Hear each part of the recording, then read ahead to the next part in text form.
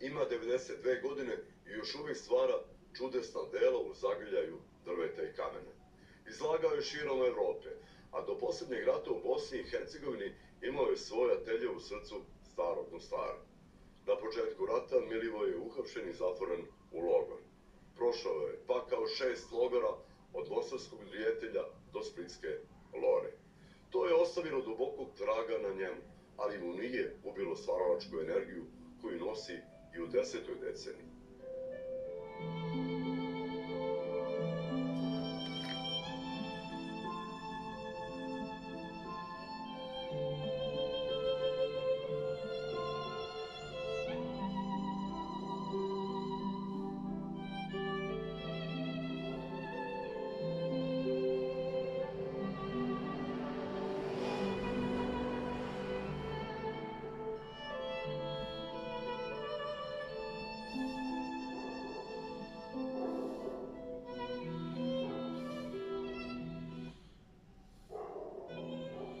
Kamen hercegovački, šiban vetrovima i oproljen suncem, u Bokićevim rukama počinje da cveta u drvetu.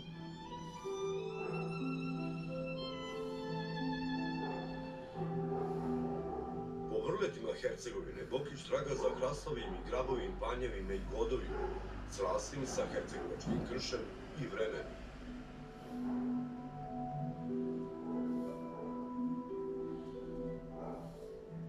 Idem po brdu i gledam gde je drvo obraslo kamen, jer to godinama je drvo, naročno hrast, a i drugo drvo hoće, samo što slabije to grli.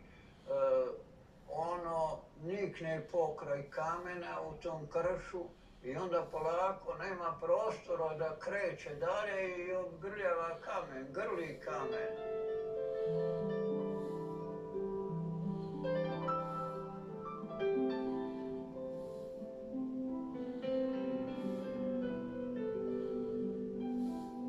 Zagrljaj drveta i kamena, otrgnut iz prirode, Bokić uobličava dletom i čekićem, dajući im potpuno novu formu i novi smisao. Pa znate, kad se čovjek rodi u tom kršu, u tom ljutom kamenu, onda on odmah zna kako će se on ponašati. Pa i ja sam se rodio u ovim kršima ovdje u Ljubomiru, jedno mjesto, selo, naravno, Domaševo, gdje je kamenjar okolo cijeli i ja sam od malenih nogu sa tim kamenom se rodio i sa tim kamenom radio. Hercegovački krš je ovog umetnika godinama klesao, dok ga nije isklesao u stvaraoca koji vaja dela ne za tren, nego za večnost.